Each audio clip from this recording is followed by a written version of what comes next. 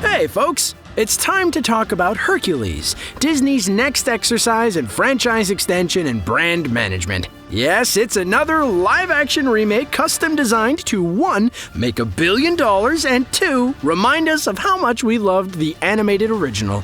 I'm sorry, that sounded kind of cynical. Honestly, it's hard not to be a little cynical about these Disney remakes. But while the live-action Hercules is still in the early stages of development, there are some interesting details to discuss, so we're going to try to approach this with cautious optimism. Kid, come inside, I want to show you something.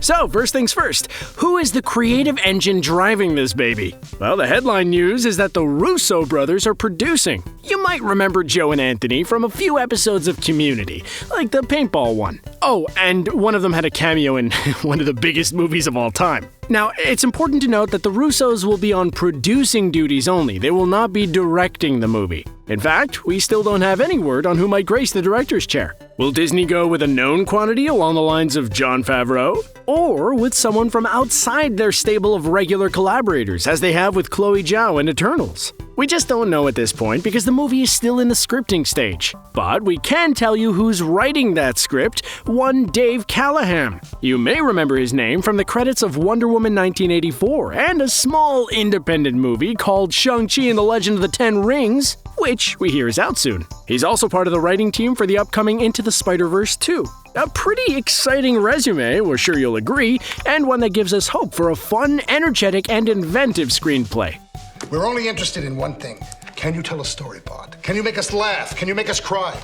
But of course, we know what you're thinking. Who's gonna be in the damn thing? Well, again, it's too early for any concrete casting confirmations. We've heard rumors suggesting that Disney would like to cast a non-white Hercules, following the pattern they've set with their upcoming Little Mermaid remake, but you can file that one under hearsay for now. However, there is a bunch of fun fan castings that we have to draw attention to. Idris Elba as Zeus, anyone? We'd buy a ticket for that. Fans have also suggested Tom Holland for the part of Hercules, although we wonder if he's kind of little. Don't get us wrong, the kid is ripped, but Hercules should be a big lug, right? We are open to being proven wrong, though. We were also intrigued by the suggestion of Jonathan Majors for Hades. After all, he made a pretty convincing villain in Loki. He might not want to get typecast as the bad guy, though. Ooh, and how about this? Ariana Grande as Megara. Granted, this fan casting seems largely based on her recent performance of the Hercules song I Won't Say I'm in Love for the Disney Family Sing-Along, but it's an interesting choice. Similarly, the internet seems to be pushing Lizzo as a potential Thalia or one of the other Muses. Though, again, this seems to be because of a recent music video. Not that she wouldn't be great, of course. And if that's not enough pop star power, the legendary Jennifer Hudson has actually put herself forward as a contender for head muse Calliope. You know, we can see it. Which, of course, begs the question, when can we see it? Disney haven't confirmed a theatrical release date. We don't even know if it'll be a theatrical proposition or if they'll make it a Disney Plus exclusive like Lady and the Tramp. Hey, remember Lady and the Tramp? That happened. But even though we don't have solid information, we can make some educated guesses. Based purely on the release slots that Disney has already earmarked for unnamed live-action projects, we would be surprised if the movie appeared before the end of 2022. We're not betting, but we'd probably lean more towards sometime in 2023. Disney has staked out March 10th, May 26th, July 14th, August 11th, October 6th, and December 15th of that year. Of course, that's assuming that no huge, earth-shaking events happen in the meantime that completely disrupt the normal functioning of society, like, who knows, a pandemic or something? But what are the odds of that? Anyway, the final question concerns the movie itself. Specifically, what's it actually going to be like? A wacky comedy? A thrilling adventure? A bit of both? We have a few cryptic hints to go on here. The Russo brothers haven't confirmed whether it's going to be a musical.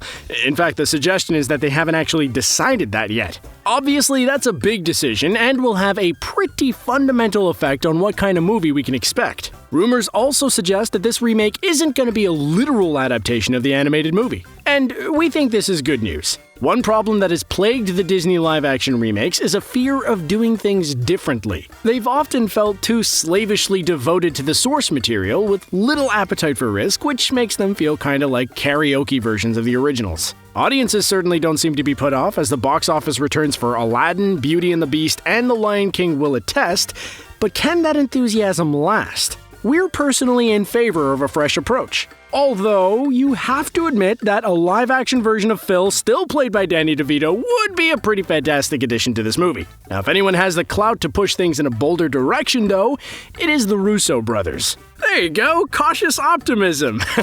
We told you we could do it. So, we're getting Hercules. And at some point, we're getting a Lilo and Stitch, though we fear a CGI Stitch will either be too cute or too disgusting. So, which other Disney classics do we want to see in live action? Well, we wouldn't hate an Emperor's New Groove remake.